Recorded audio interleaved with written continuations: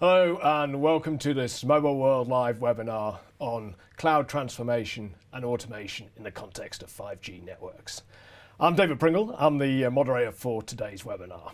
Now 5G is promising a lot. It's promising much faster throughputs, lower latency, higher efficiency, more capacity, better security. And for telecoms operators as well, it's an opportunity to combine wireline networks with wireless networks and get greater efficiencies from both. But to really realize those benefits, you need a cloud-based infrastructure. You need network functions virtualization, NFV. You need essentially a software-driven architecture, and that's the challenge that we're going to discuss today. So here with me in the studio, I've got Nigel Stephenson. He's EMEA Market Development Manager in the Telecoms Business Group at VMware. So Nigel, thank you for joining us. It's a pleasure. So the way this webinar is going to work is Nigel and I have a discussion around this topic, but you can ask questions at any time by inputting them on the box on your screen. So please put in those questions, but we will answer them at the end of the webinar. So fire away anytime, but we'll get to them right at the end. First of all, Nigel, let's talk a little bit about how VMware engages with mobile operators. How do you interact with the mobile industry? So I'll start from the point where most people have known VMware from, which is from our enterprise business and software-defined data center, and that obviously remains a big part of our business. But over the last several years now, going back before NFV in fact was coined, we've been working with operators, in particular mobile operators, who've been, I think, at the forefront of this movement. Yep. And working with them to work out effectively how they can take advantage of a virtualized infrastructure. So winding forward a few years to where we are today, we've got over 120 live deployments of NFV out within excess of 70 operators that are running those environments based on VMware. We've got the VeloCloud SD-WAN, which is, for those that follow the Magic Quadrants with Gartner, it's a top right technology. It's just been announced by IHS Markit as the leading vendor for SD-WAN. And we've also just actually recently with Mobile World Congress announced our service assurance suite. So we've actually got quite a significant install base already, but obviously there's a lot more to do. Well, you mentioned MWC there, so we're all just back from MWC. What kind of conversations were you having with customers there? It was interesting this year. If I go back last year at MWC, obviously the conversation was 5G, but I think 5G got real this year. Right. There was a much more of a buzz at this year's event. We were seeing customers like Vodafone just prior to MWC were announcing their sort of 5G calls, 4K video streaming call. I think it was between Barcelona and Madrid. Yep. A number of other companies are starting to, it became real. So, 5G as a technology, I think we're definitely going to see, it is starting to be announced this year. We'll probably see more services, albeit in regional areas, come online, if you like, next year in 2020. But there was, so overall one thing I'd say about it is it had that feeling that something really had moved in the last 12 months. Actually tangible, isn't it? Yeah, which was great. So that's obviously spurred a lot of conversations, so we were very busy at our booth. In terms of the customer conversations we were having, and also keying off 5G, if you look at the way 5G has been developed, it very much, as you mentioned in your introduction there, it's very much a software-defined environment. Right, it's predicated on things like NFV and SD-WAN. And SDN, I should say, although SD-WAN does have a major part. So almost by definition, if you like, it's a software-defined environment. So naturally, from our point of view, looking in particular at the core of these networks, our conversations are around how do you transform that infrastructure. And in fact, as I mentioned, a number of customers already have done that. So we would look at that, we consider that to be the telco cloud. So if I look at the framework and look at how we visualize the market going forward, we see telcos and mobile operators very much playing part in a multi-cloud environment. So what we're trying to do specifically for the mobile operator is to help them develop their telco cloud, which allows them to interact in this multi-cloud space. So, from a visionary point of view, we see any application running over any cloud infrastructure, connecting any device. That's what we're trying to do. The key about the cloud technologies and the being part of a multi-cloud technology is actually how you operate the environment, and there's complexity that gets introduced, but there's also a simplification.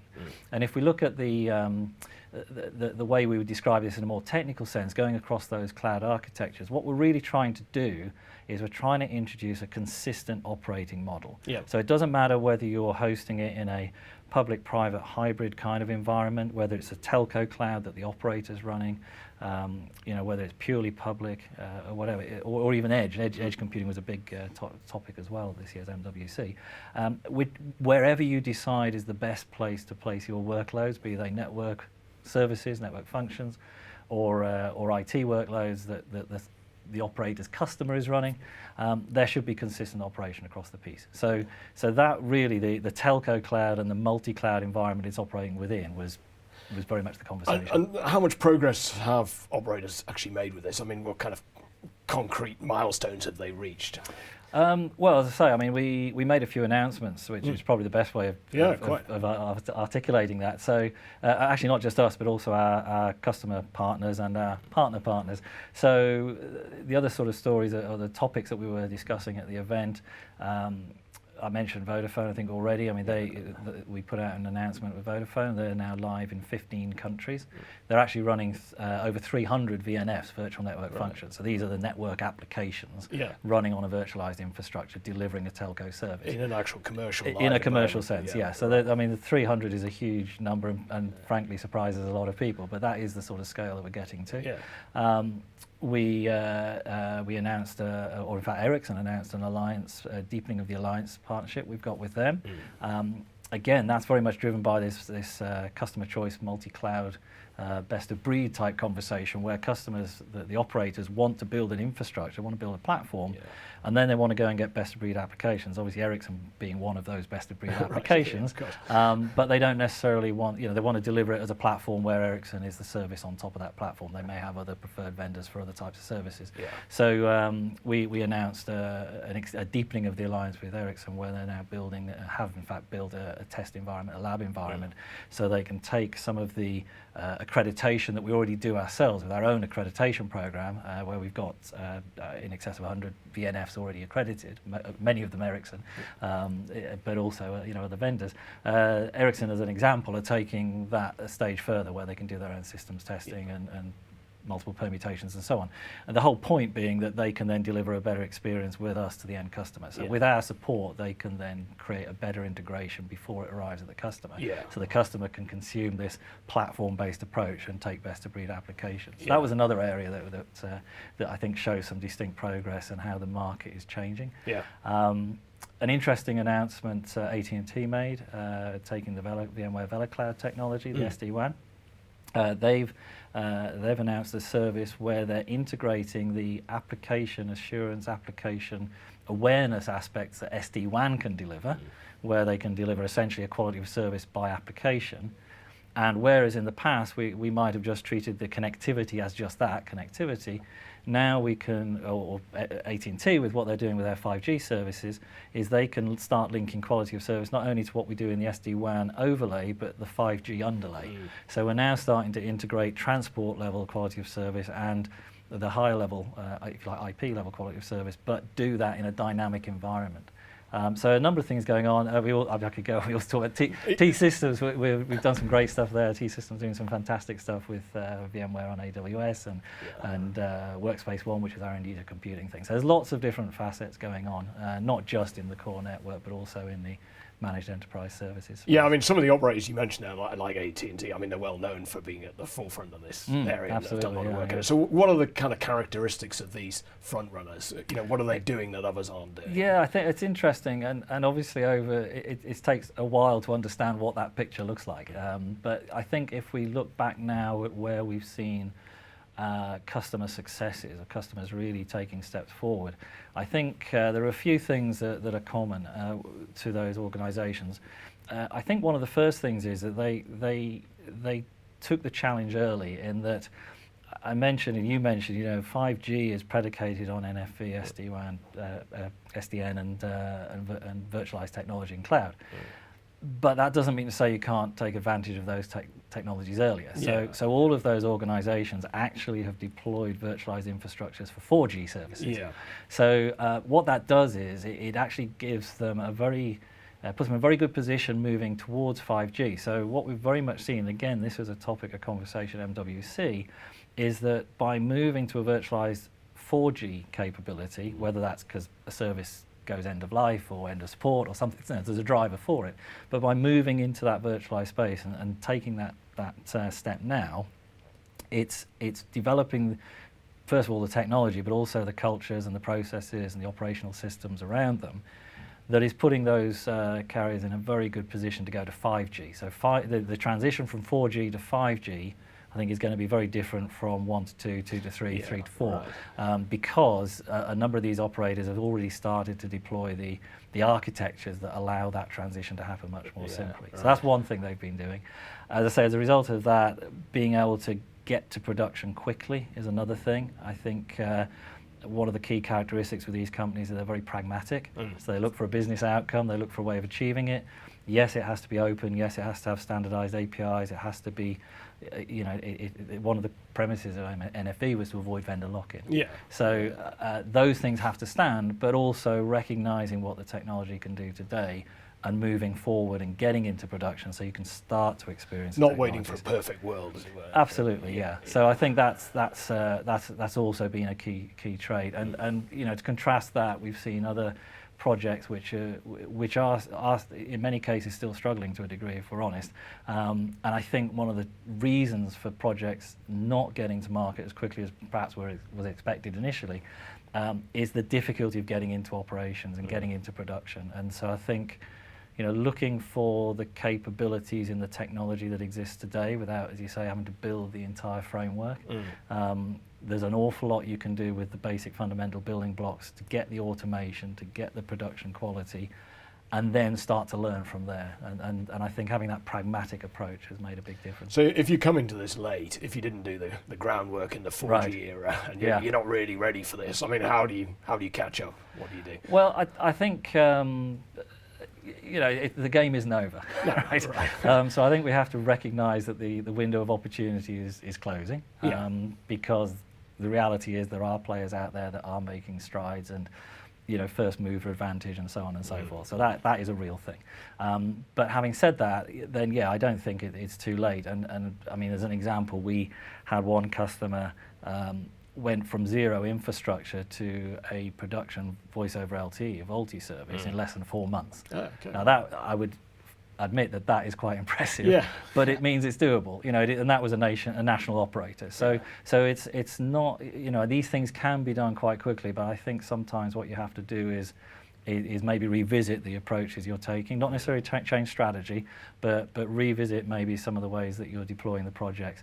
And one of the things that's probably highlighted best by a slide here is, I think I mentioned it earlier, one of the key things for us is to take a platform-centric view.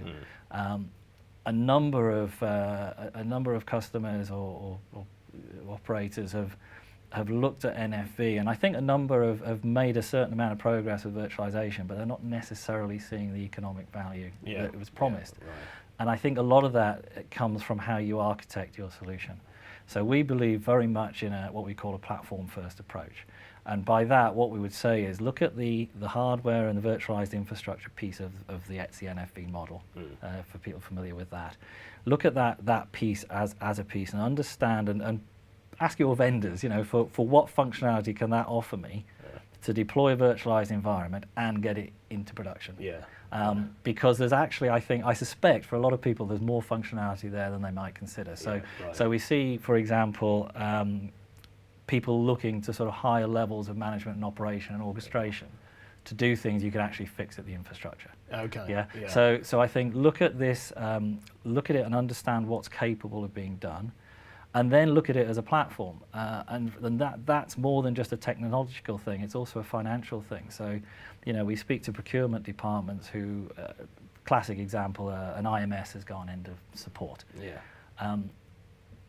But if you dictate a budget to replace your IMS, you're not going to build a platform, right? No. NFV really comes into its own when you've built the platform and then you've probably onboarded your second or third service. Yeah. So if you start to manage your business in a project siloed fashion, not just the technology, but the way you procure hardware, software, the way you know, the RFX process, for example, versus a more agile process, that can back you into corners that I think then start to unravel a little bit. So you need a new perspective on how you look at this. I think so, yeah. And then, and as I say, I don't think, you know, where we've talked to customers that, you know, I don't think any of the fundamental strategies are wrong. I think it's more of an architectural implementation and an approach that is causing challenges where we have seen challenges. Yeah, right. Any other best practices you want to highlight? Any things that that people should be thinking about as the way to approach this? Yeah, I think, I mean, if I go in and I put a list together just to, given that we were going to talk about practice, I thought, why not put a list together? So yeah, I mean, maybe expanding a little bit on some of the things I've spoken about. So you know, I'll reiterate, leverage what's possible today. There's a lot of, I mean, this is one of the things where, from a VMware point of view, we really, really focus on. And it's something actually that if you look at the ETSI framework for NFV, is certainly in the early days was not really addressed, in our opinion, particularly strongly, was that operationals piece, the sort of the FCAPS bits for the telco folks. And we see that as a little bit bolted on the side in a way. You know, we in the NFV model, we talk of a virtual infrastructure manager to manage the underlying infrastructure. Well, that's really relatively straightforward. The challenge is things like, how do you do predictive analytics? How do you do automated workload placement? How do you do disaster recovery? Now, a lot of that, in fact, all of those that I've just mentioned can all be done within the NFVI infrastructure piece if you've got the right operating toolkit to go alongside it. So we put a lot of emphasis into that. Frankly, a lot of that comes from the SDDC world, but obviously in the telco mobile operator environment, very specific use cases, it changes the way you use some of this technology. But the fundamentals of workload placement, workload policies and so on are there. Same with security. A lot of security we can embed in that infrastructure as well. So I think, yeah, understand that and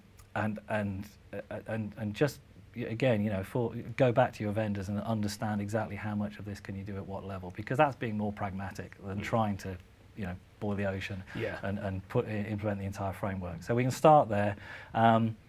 I mentioned the platform-first approach. There's a number of aspects to that. Probably some of the ones that if I go beyond that and say, take that model and make sure you make very strong demarcations between the layers. What that does is it opens the playing field. It changes the landscape. Again, one of the reasons, going back to the early days of NFV, the approach was coined partly from the operators wanting to break vendor lock-in. Now, initially, I think that was seen as a cost thing, but it was very rapidly realised that actually there's an innovation differentiation aspect to it. Flexibility thing. Exactly. So I think making that clear demarcation in the model, operating your platform, and then looking for a best-of-breed service to onboard onto that platform. That changes the relationship between you and your service vendors. So you can have a conversation about best-of-breed. The balance of power is shifting, if you like, which is the lock-in argument.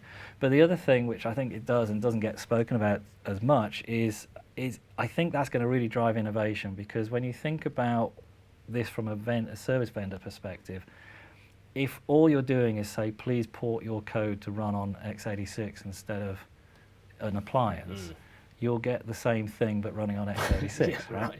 So if you actually say, look, I have a platform, these are its capabilities, and it's now an open landscape to bid to go on that platform, what you're doing is you're saying to the vendor community, innovate, you know, advance the technology, make use of cloud native. Start to be creative. So I think, there's an argument that you're going to put, you know, you're going to help control cost. But the more exciting thing for me is I think you're going to speed innovation. So over time, I think the more that operators do this, the more we'll see increased innovation in the vendor community. And then the last thing I must just touch on is, and again, this is very clear. I think in the early projects, we've seen a strong leadership within an organisation that's driven these initiatives, because they are very difficult to justify across an organisation. So the last thing I would say is bring the whole organisation with you. So leadership at CTO level, or I think leadership from the top, but also evangelists as well that understand some of these components and can help their colleagues to see where it fits. There's a big impact on development. There's a big impact on marketing, actually leading into development. There's a big impact very much on operations because you have to change the way you operate these models between as a service as opposed to a silo. And also the lines of business, what this can do for your business. Yeah. So I think bringing all of the different functions together to understand the potential, then you can start looking at it as a platform-based deployment rather than a siloed service replacement. And then you start to change the thinking and you start to move towards. And that the gets you end to the transformation that Yeah. you're looking for. Yeah. Now, just before we move to audience questions, let's talk a little bit about the complexity angle on all Yeah, this, because sure. I mean, when people talk about innovation and ecosystems, that can often bring a lot of complexity with Absolutely. it, and service complexity as well. So how should telcos be thinking about that? Well, so there's two sides to the automation piece, right, which is where this drives to. So you're right. What we are doing essentially is adding complexity. Yeah. We're adding a scale that is not humanly manageable. Yeah. So we have to have automation in particular, and then orchestration on top of that. So automation becomes absolutely fundamental. Yeah. But not only is it, I don't think we should look at this as saying it's more complex, therefore I need automation. Automation is actually bringing an awful lot of goodness with it. Yeah. And if we go back to the multi-cloud and the consistent operations that I was talking of earlier, if you think about it that way, once you've automated a capability in one area, you can apply that to others. Yeah. So actually you start to get a positive feedback type effect, where the more you get into it, the more you get back from it. So I think, yes, automation is fundamental and is an enabler. It's a mandatory component, but it shouldn't be seen solely as a challenge. I think it's a massive opportunity as well. Right. Okay. So, I mean, one of the things I did, I put together a chart that's just showing some of the aspects of 5G, but this applies to pretty much any service environment.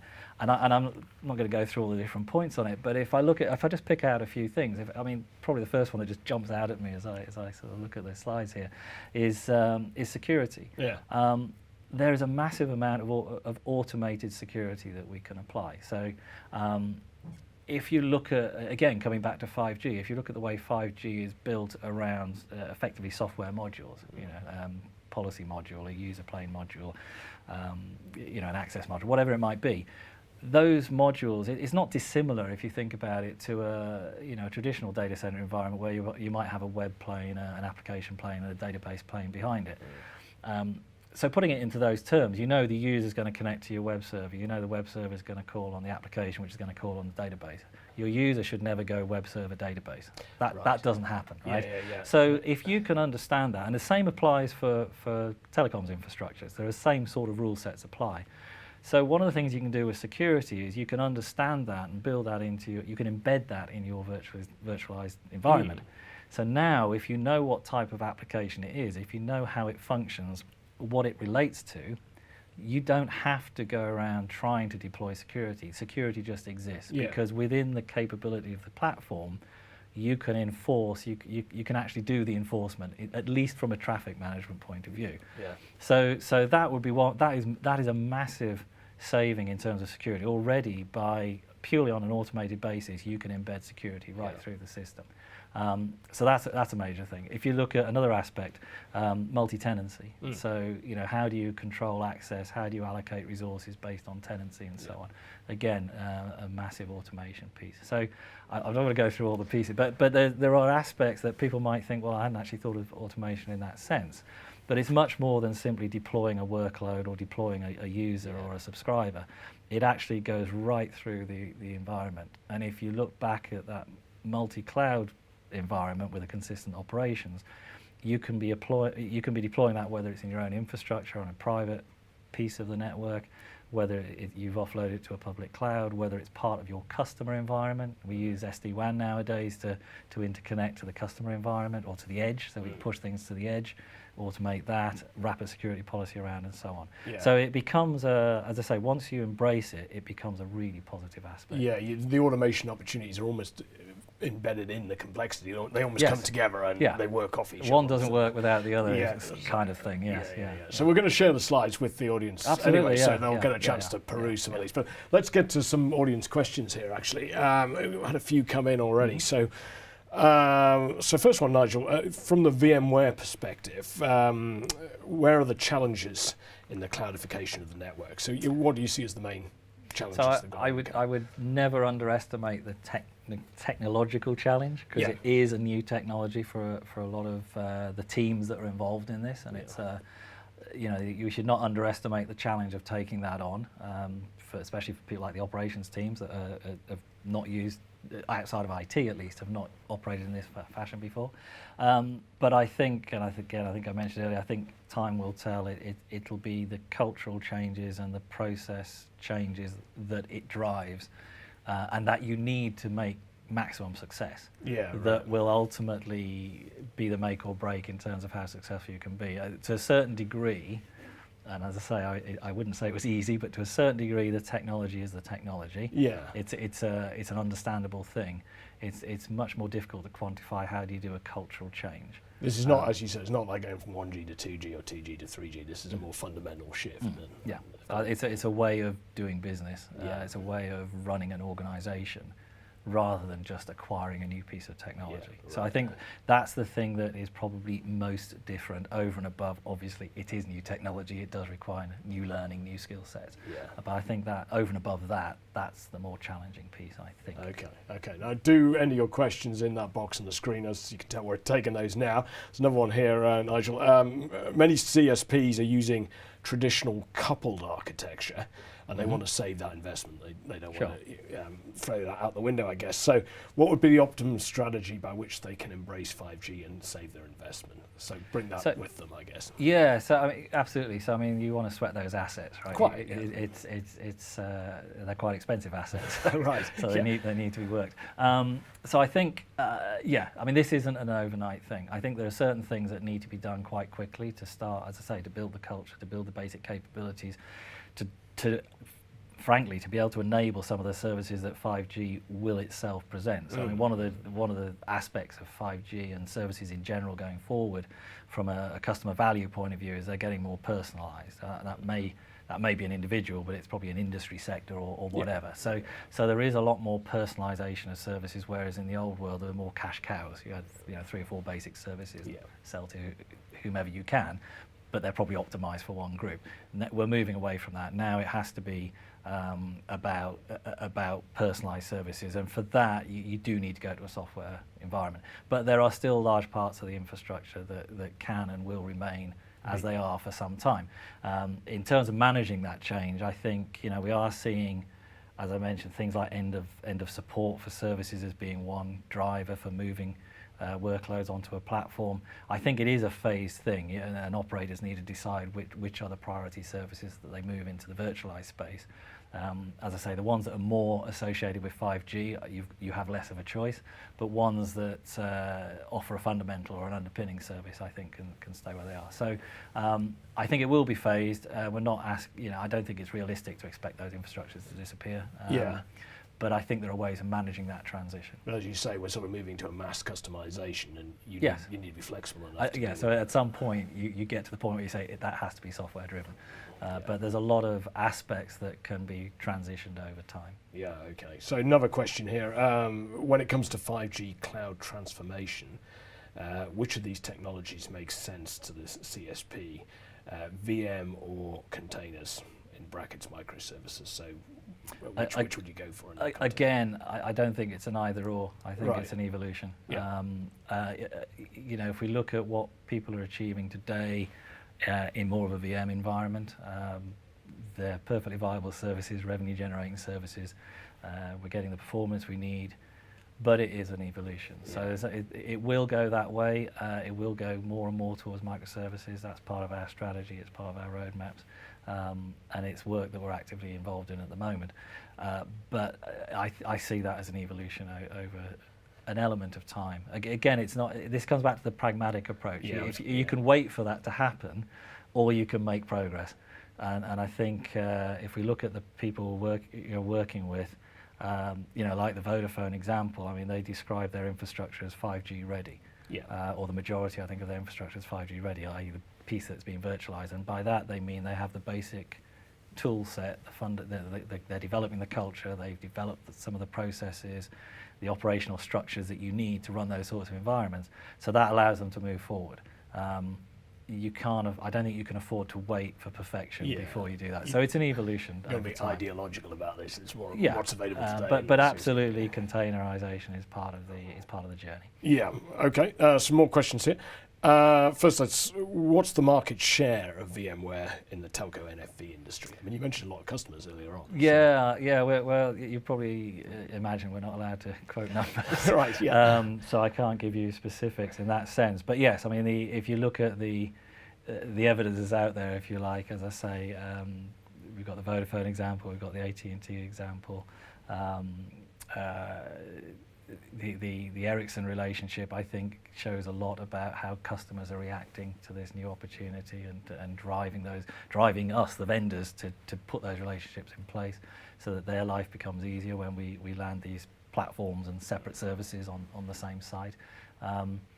So I think that sort of speaks to itself to a certain degree. As I mentioned in SD-WAN, a recent IHS survey, we were noted as the leading market share in that space as well.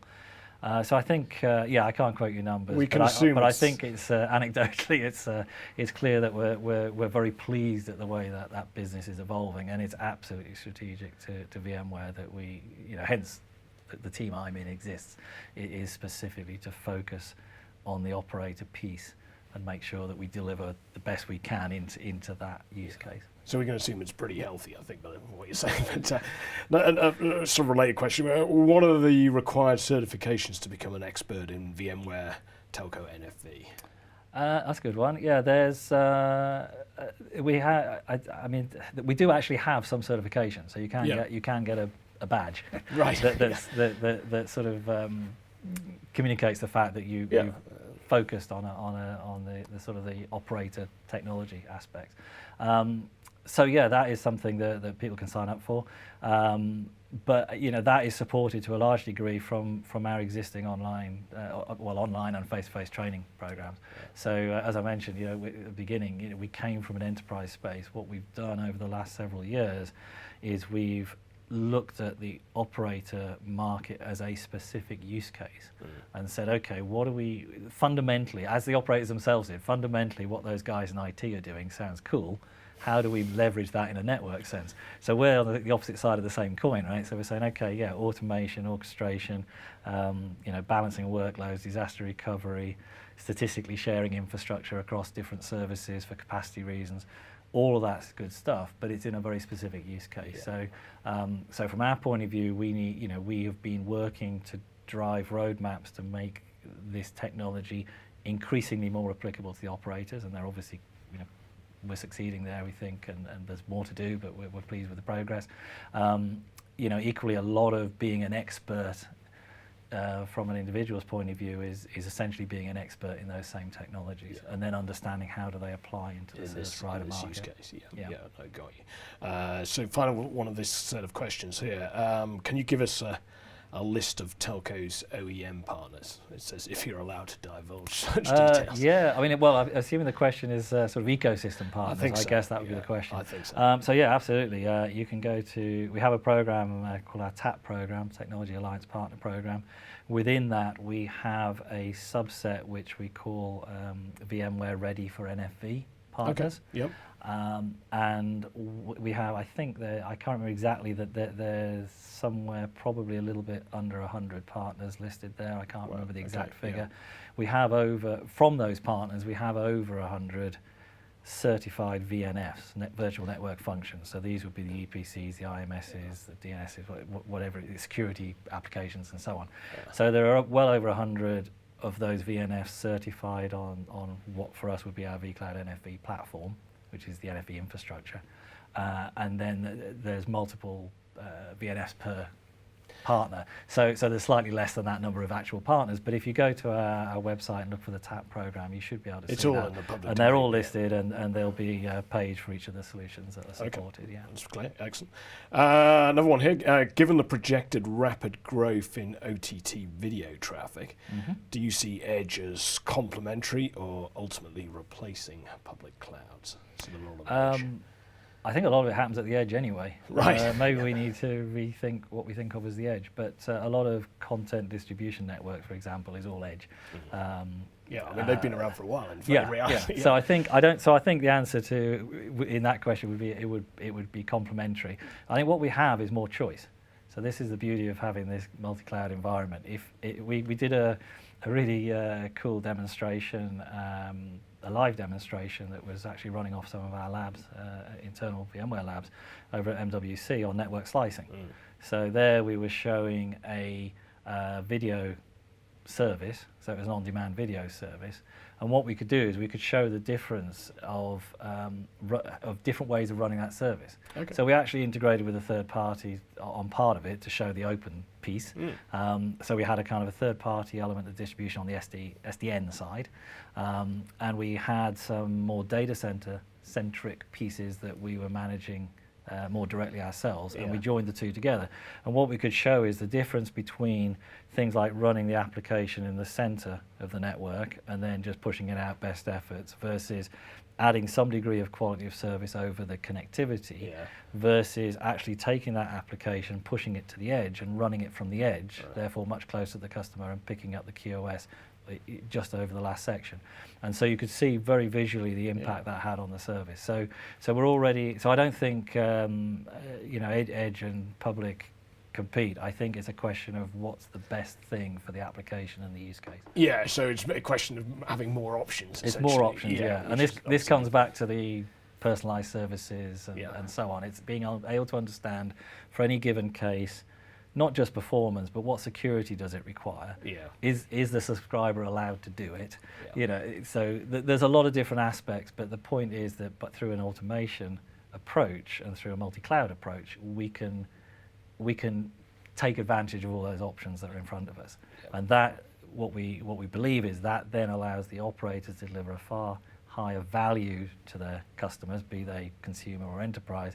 And obviously, if they deliver higher value, that we haven't talked about margin pressure and things like that, but that essentially is what we're ultimately all trying to do. We're trying to create higher value services that take away some of the challenges that operators have traditionally had around price pressure and margin and costs.